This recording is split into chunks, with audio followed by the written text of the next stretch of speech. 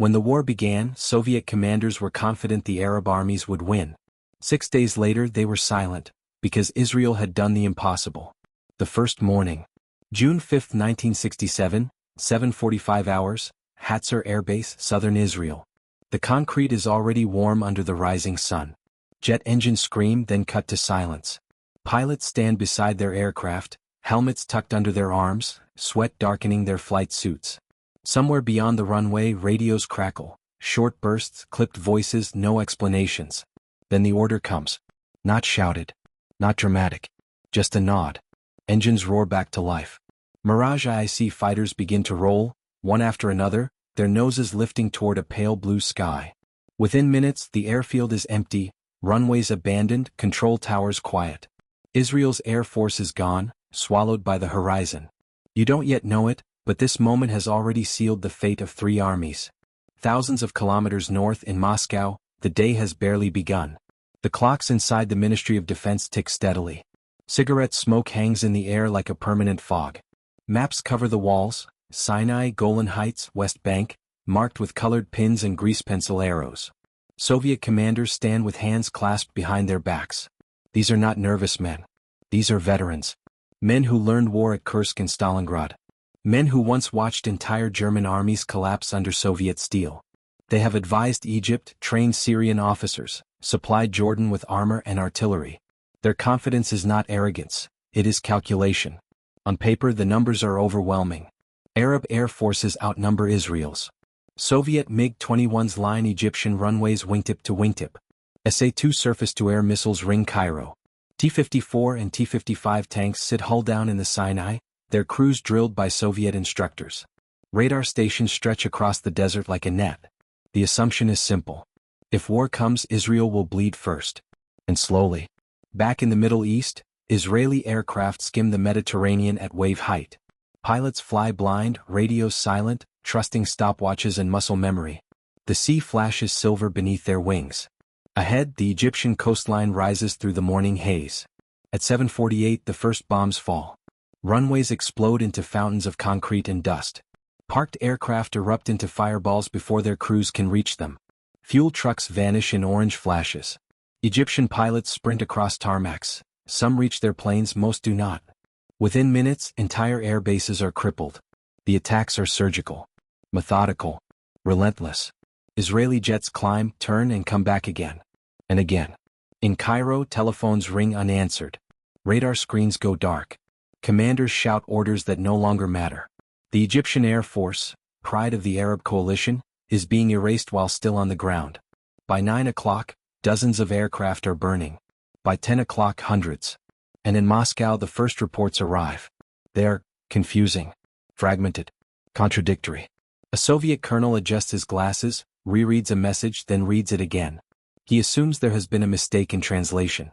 Another officer leans closer to the map, his finger tracing Sinai airfields that should still be operational. They are marked as inactive. Temporarily, perhaps. Surely. By noon, new reports confirm the impossible. The Egyptian Air Force is no longer contesting the skies. Not reduced. Not damaged. Neutralized. Silence spreads across the room. A general clears his throat but says nothing. Someone reaches for another cigarette, his hand unsteady for the first time. This was not the plan.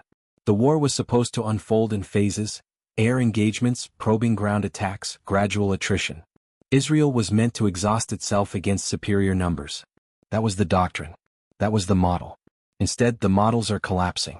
On the ground in the Sinai Desert, Israeli armor is already moving. Centurion and AMX, 13 tanks push through gaps opened by air strikes. Dust clouds trail behind them as infantry clings to half-tracks, eyes fixed on the horizon. Egyptian positions are stunned, communications severed, commanders unsure whether the air cover will return. It doesn't. Israeli aircraft now roam freely. They strike supply columns. Command posts. Artillery batteries. Everywhere, speed replaces hesitation. In Moscow, a senior Soviet general steps closer to the situation board. He removes a pin, blue for Egypt, and sets it aside. Not permanently, he tells himself. Just for now. Another officer murmurs, "This is happening too fast." No one disagrees. Because deep down they all feel it. This war is not unfolding the way wars are supposed to unfold. And it is only the first day. The maps begin to bleed. June 5, 1967, 14:30 hours, Soviet Ministry of Defense, Moscow. The Situation Room no longer feels orderly. Ashtrays overflow. Jackets lie draped over chairs. Officers cluster closer to the wall, maps now, speaking in low voices as if volume itself might make the news worse. Red grease pencil lines, Arab defensive positions, are being erased faster than anyone expected.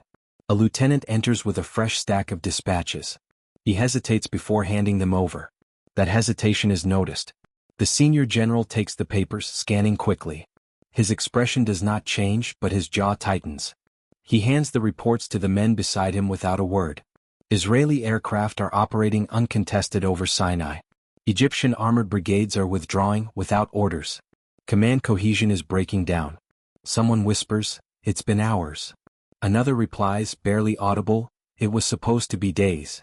The Soviet advisors stationed in Egypt are sending increasingly urgent cables. They describe chaos not at the front but in the rear. Fuel depots burning. Roads choked with abandoned vehicles. Junior officers issuing contradictory commands because senior commanders cannot be reached, or are already gone. One message stands out. Enemy aviation strikes faster than response cycle. Air defense ineffective. Morale collapsing. A Soviet air defense specialist stares at that sentence longer than the others. Ineffective. The SA-2 missile system, Soviet pride. The same weapon that downed American U-2s. The shield that was supposed to deny Israel the skies. Ineffective. No one says it aloud, but the implication is devastating. In the Sinai, the Israeli advance accelerates. Brigades maneuver with a confidence that borders on recklessness, but it is calculated. Israeli commanders understand something their opponents do not yet grasp. The war has already tipped.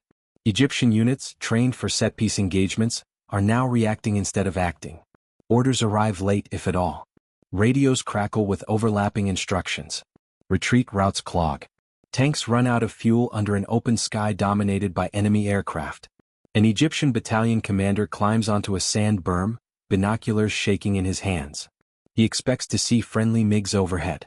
He sees mirages instead. Moments later, the desert erupts. By evening, Israeli forces have punched deep into Sinai. Strategic passes, once considered defensible for weeks, are being threatened before nightfall.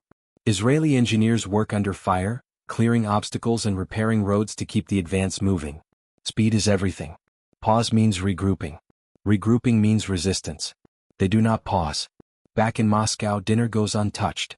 A general who once commanded tank armies on the Eastern Front rubs his temples.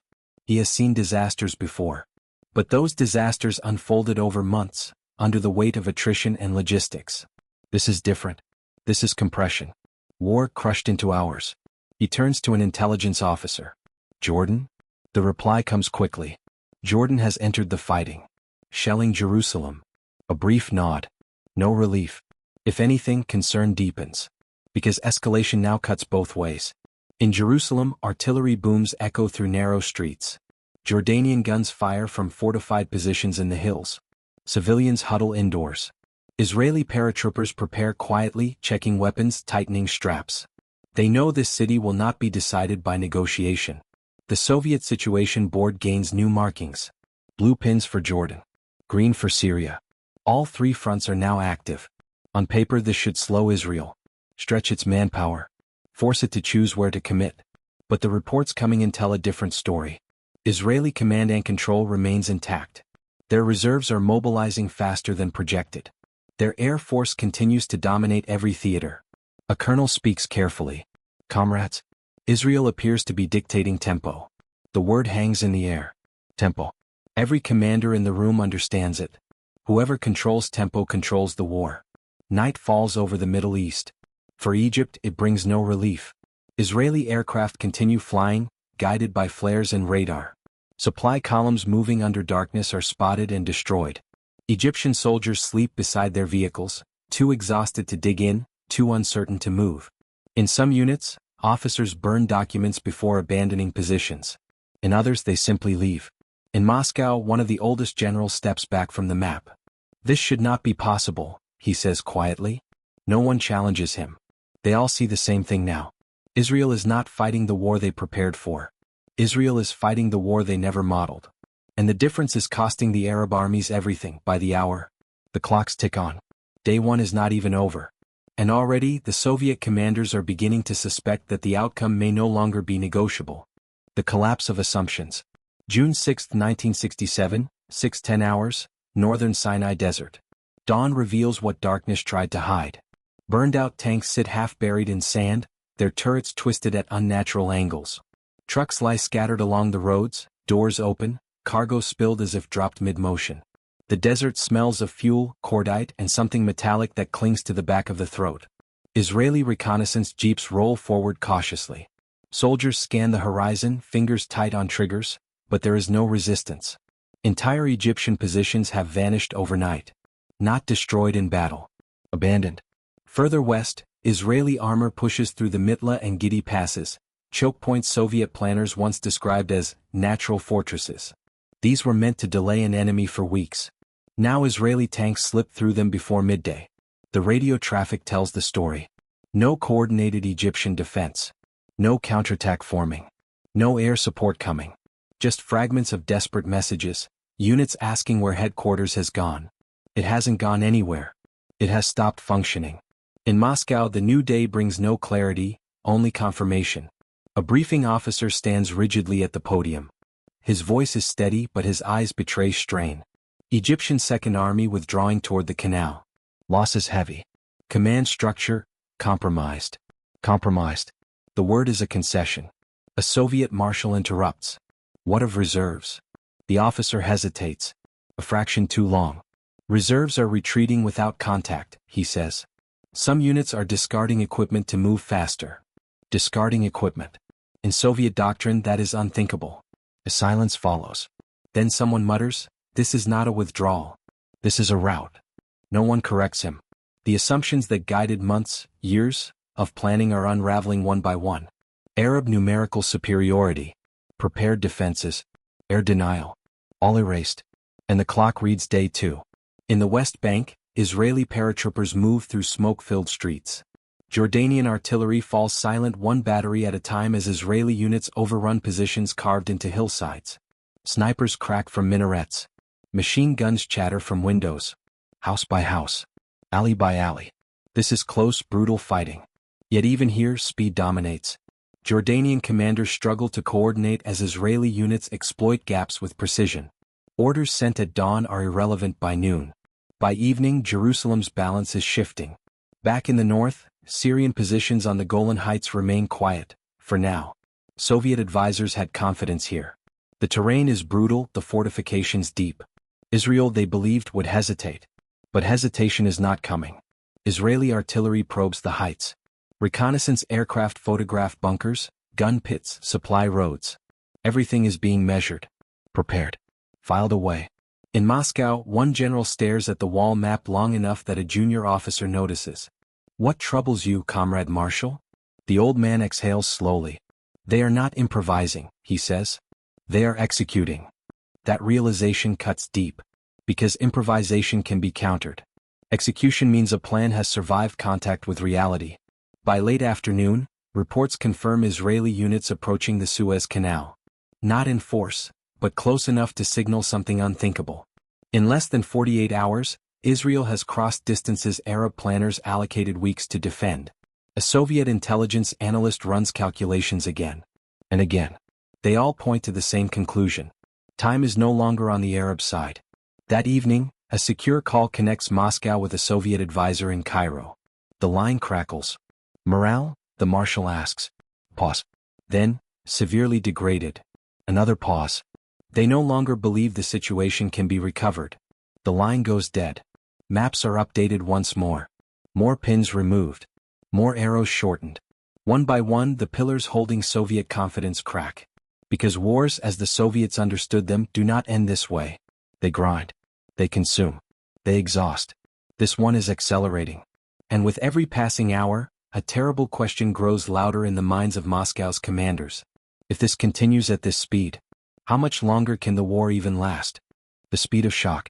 June 7, 1967, 5:50 hours, Sinai Desert and Tel Aviv command centers.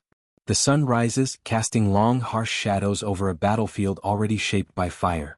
Smoke curls from cratered roads, curling like fingers pointing at the mistakes of the previous day.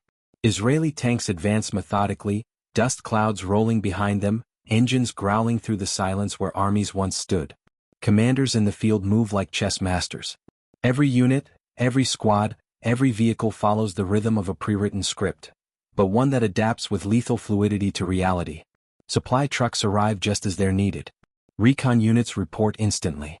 Air support strafes and disappears before the enemy can react. Across Sinai, Egyptian armored columns attempt to regroup. Officers shout orders through radios that sputter with interference. Panicked drivers slam hatches closed as artillery shells whistle overhead. Fuel shortages immobilize tanks, leaving their crews stranded. The desert, unforgiving on any other day, now becomes a tomb for those who hesitate. In Cairo, the city hums under tension. Civilians listen to faint blasts on the horizon. Families huddle near radios trying to interpret fragmented updates. Military advisors rush from office to office, delivering information Moscow has already passed down. But urgency has lost clarity. What matters now are the impressions, the shock, the disbelief. Soviet officers convene in a secure room. Men who once planned massive offensives against the Wehrmacht now gather to absorb reports that defy expectation. One general, his hands trembling slightly, traces the movement of Israeli units with his finger. "They are moving faster than our calculations," he admits quietly. "Faster than doctrine allows." The room remains silent. This is the moment shock sets in. Confidence built over years of training and planning gives way to disbelief.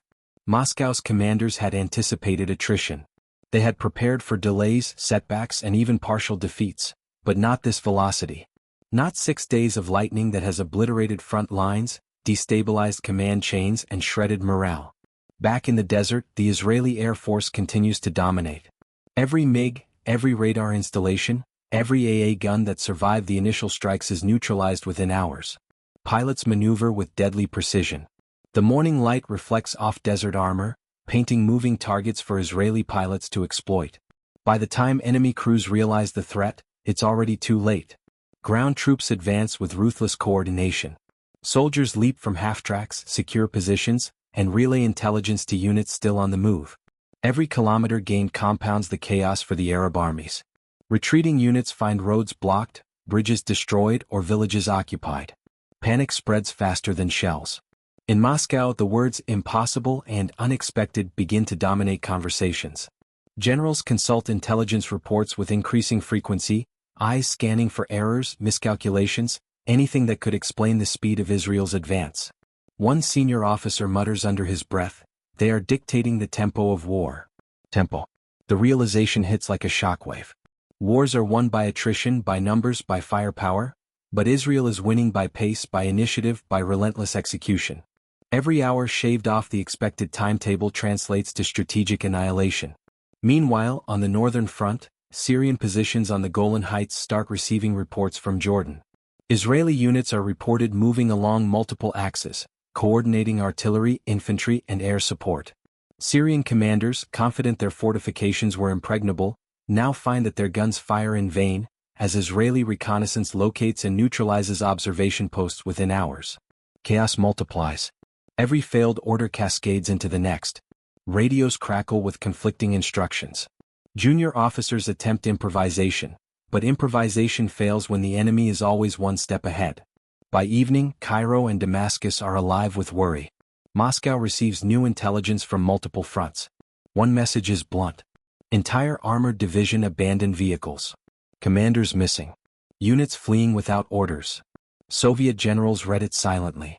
Some smoke cigarettes. Others just stare. Their collective training, battle-hardened through decades of conflict, offers no template for this speed. Speed, they understand now, has become a weapon. And Israel wields it mercilessly. Night descends over Sinai. Fires from destroyed depots and vehicles burn across the desert like torches illuminating the scale of defeat. Soldiers huddle where they stand, fearing both the night and what daylight will bring. Israeli patrols slip past unseen, maintaining pressure, denying the enemy time to recover. Back in Moscow, one officer speaks softly, almost to himself. "They cannot be stopped. Not at this rate." And for the first time, Soviet commanders begin to confront an uncomfortable truth. The war is over in terms of initiative. What remains is only containment. The gaps widen. June 8, 1967, 9:20 hours, Sinai Desert and Israeli command centers. The desert is no longer silent. Dust swirls around the treads of Israeli Centurion tanks as they push through corridors once fortified by the Egyptian army. Smoke rises from fuel depots, artillery positions, and abandoned trucks, painting the sky with streaks of orange and gray.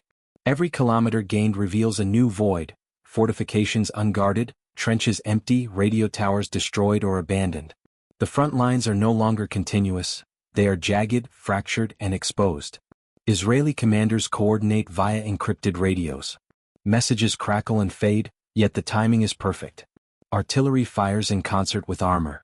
Infantry moves in synchronization, filling the gaps left by the shattered Arab positions. Soldiers step over sand dunes, eyes scanning for hidden threats. Yet there are none. The enemy has vanished, leaving only silence and smoke in their wake. Egyptian officers attempt to regroup. Convoys snake through narrow desert tracks, but chaos multiplies. Trucks jam at narrow passes. Tanks run out of fuel, immobilized and vulnerable. Orders from high command are delayed or ignored. Junior officers try to fill the void, but without clear guidance, fear spreads faster than bullets. Some units abandon their positions entirely, leaving behind artillery and heavy equipment in the sand. The psychological effect is devastating. Men who trained for months, armed with Soviet technology, are now fleeing while the enemy moves freely. Soldiers glance at one another, eyes wide. They see the enemy only in brief flashes, jets overhead, tanks emerging from dust clouds, and yet it is enough. Momentum has shifted completely. In the Golan Heights, Syrian forces brace for Israel's push.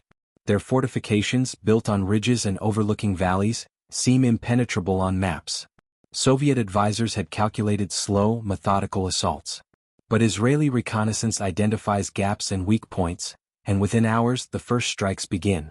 Artillery is targeted before it can fire. Infantry units are pinned down.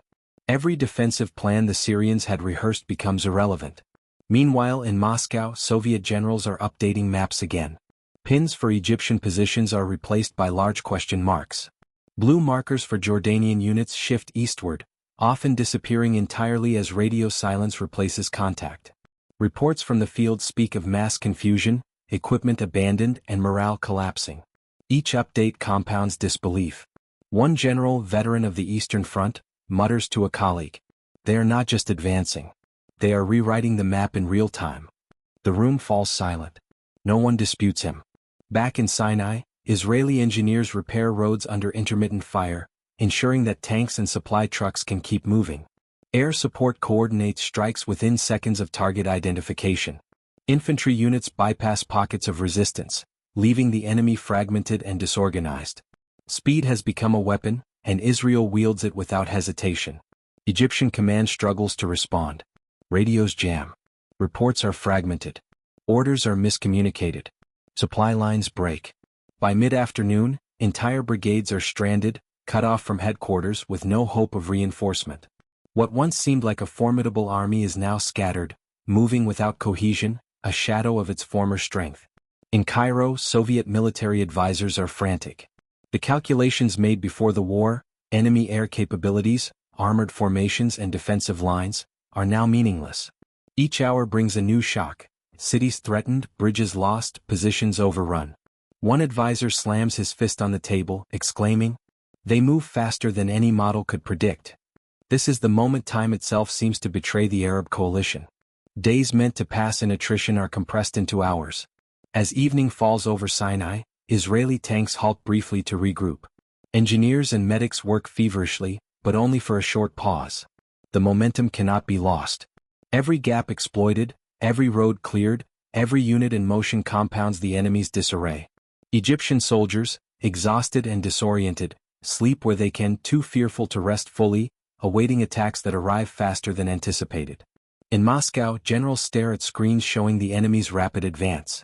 They realize that speed, coordination, and audacity, not firepower alone, have rewritten the conflict. The war is no longer just about numbers or strategy. It is about tempo, precision, and psychological domination. The gap widens. And with every hour the Arab armies are further fractured, their cohesion lost, their morale shattered. The turning point.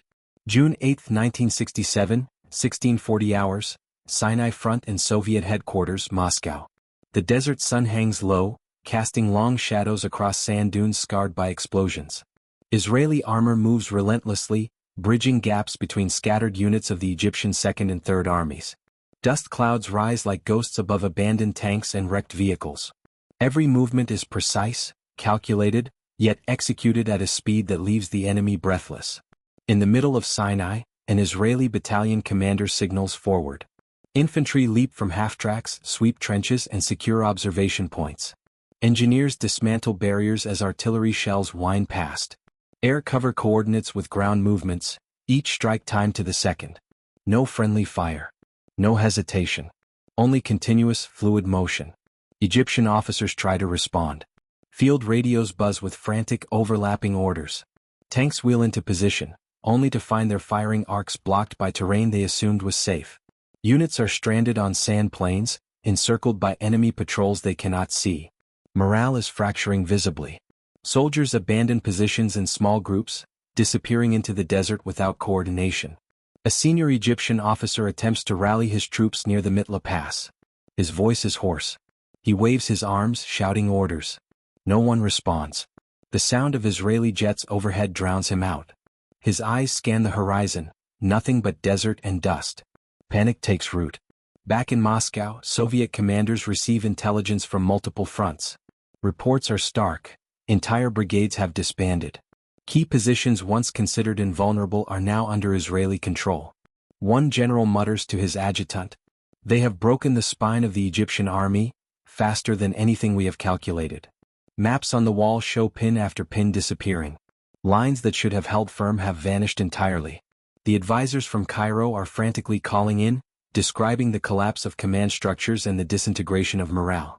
This is the moment the Soviet leadership begins to confront a harsh reality. Israel is not merely advancing. It is dictating the pace of the war. Each movement, each strike, each coordinated attack is magnified by the speed with which it occurs. In the Golan Heights, Syrian positions begin to crumble under similar pressure. Israeli reconnaissance identifies bunkers and artillery positions within minutes. Artillery strikes neutralize weapons before they can fire. Infantry moves to exploit openings, leaving Syrian units scattered and isolated. Even fortifications designed to delay attackers are bypassed with careful precision. Soviet advisors, watching the reports from Damascus, note a familiar pattern emerging. Coordination collapses, units retreat without orders and commanders lose control of the battlefield. What seemed like a stalemate in theory is disintegrating into a rout. By late afternoon, Israeli forces have created gaps across multiple fronts. The Egyptian army is retreating in disarray toward the Suez Canal. The speed of movement is extraordinary. Divisions that should have held lines for days are now reduced to fragments. Supplies run low. Communications are failing.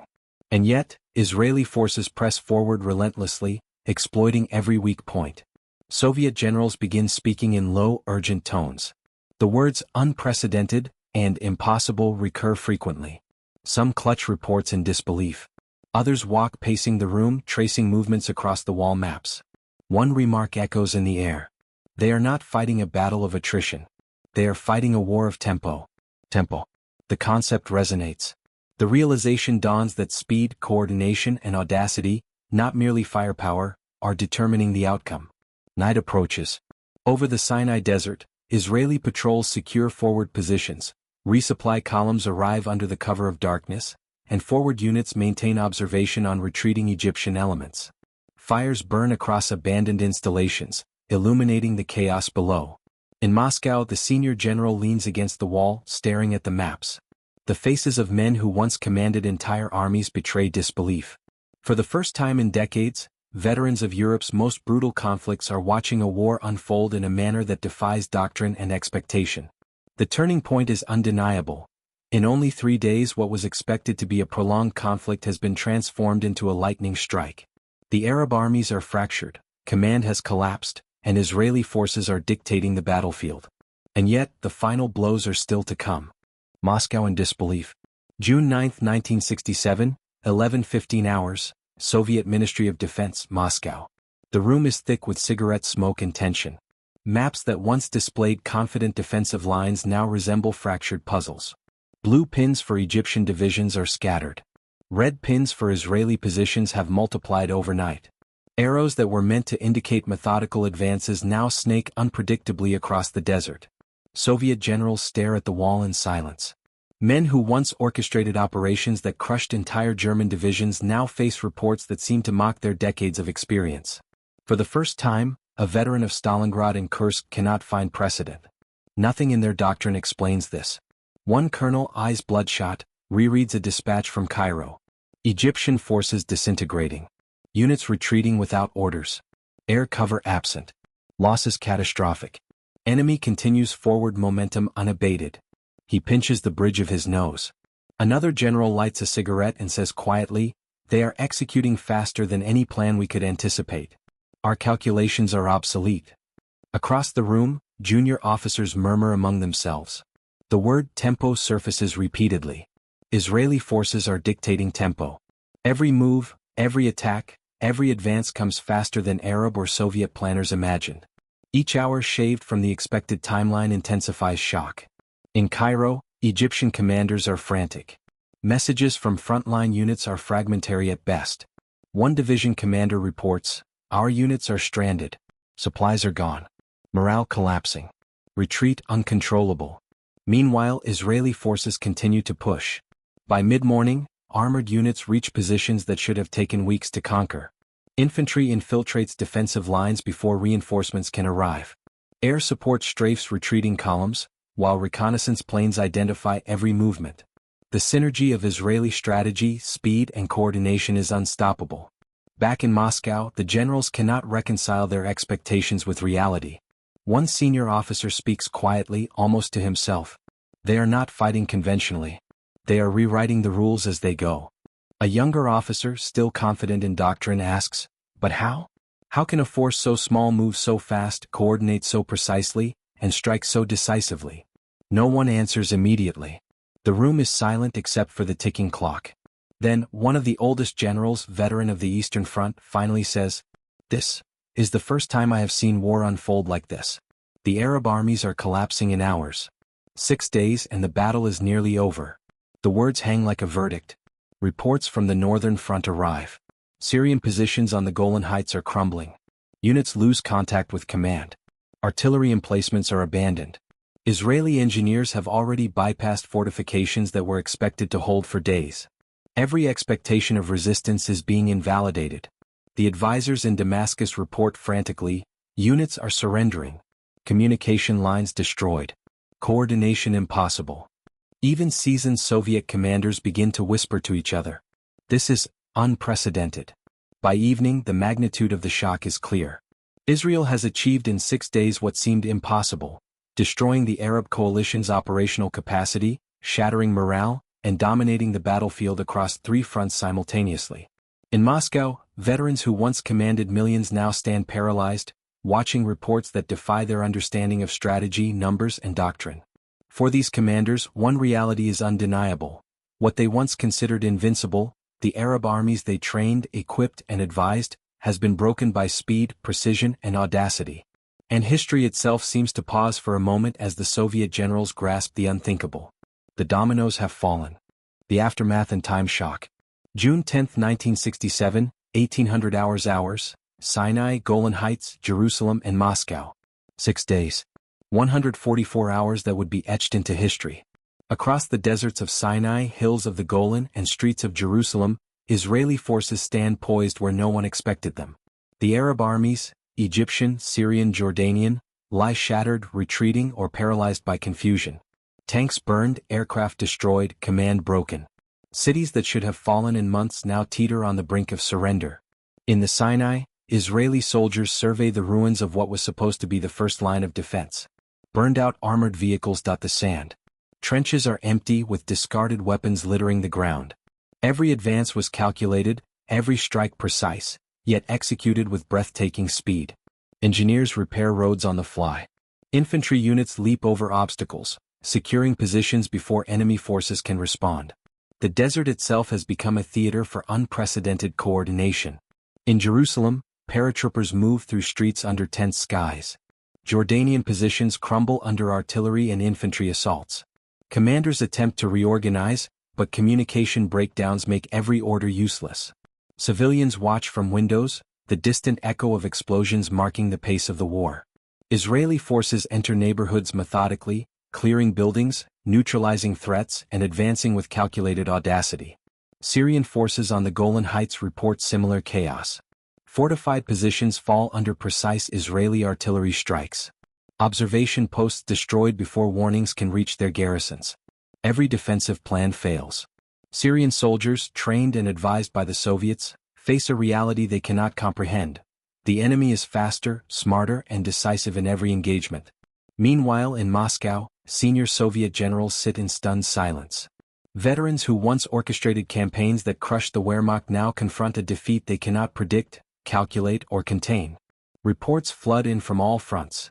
Egyptian brigades abandoned positions, Jordanian units fled, Syrian defenses collapsed. Every model, every doctrine, every calculation fails to explain what unfolded in just 6 days. A marshal stands before a wall of maps, eyes fixed on the fragmented pins and arrows. He exhales slowly, whispering to a colleague. They moved faster than any assumption we made. Faster than we imagined possible. This is time shock. Tempo, speed as strategy has rewritten the rules. What Soviet commanders assumed would be measured, gradual attrition has instead been instantaneous annihilation. They realize that speed, precision, and initiative are as lethal as firepower. Reports continue to arrive, confirming the unthinkable. Air forces neutralized. Armored divisions immobilized. Command and control destroyed. Morale shattered. The Arab armies that Moscow had trained, advised, and equipped now lie in ruins, their defeat not drawn out over weeks, but executed with a speed that stunned even the most experienced generals. Soviet officers speak quietly among themselves. Words like impossible, unprecedented, and shock repeat. Calculations are redone, plans reconsidered, but one fact cannot be altered. Israel has achieved victory in 6 days. 6 days that rewrote the Middle East. 6 days that shattered expectations. 6 days that demonstrated how speed and audacity can overwhelm even the most formidable force. In Israel, soldiers rest briefly. Supplies are replenished. Commanders prepare for the next phase, but the war, for all practical purposes, is won. Speed, planning, and courage have crushed the opposition before their strength could be fully realized. For the world, it is a revelation. For the Soviet generals who trained these armies, it is disbelief. And for the soldiers and citizens who witnessed it, it becomes legend. The lightning war that left armies stunned, cities trembling, and generals questioning the very rules of combat they once took for granted. Time shock. Overconfidence shattered. Victory achieved with speed, precision, and audacity. History will remember 6 days as a testament to what can happen when discipline, strategy, and tempo collide with the unprepared and the overconfident.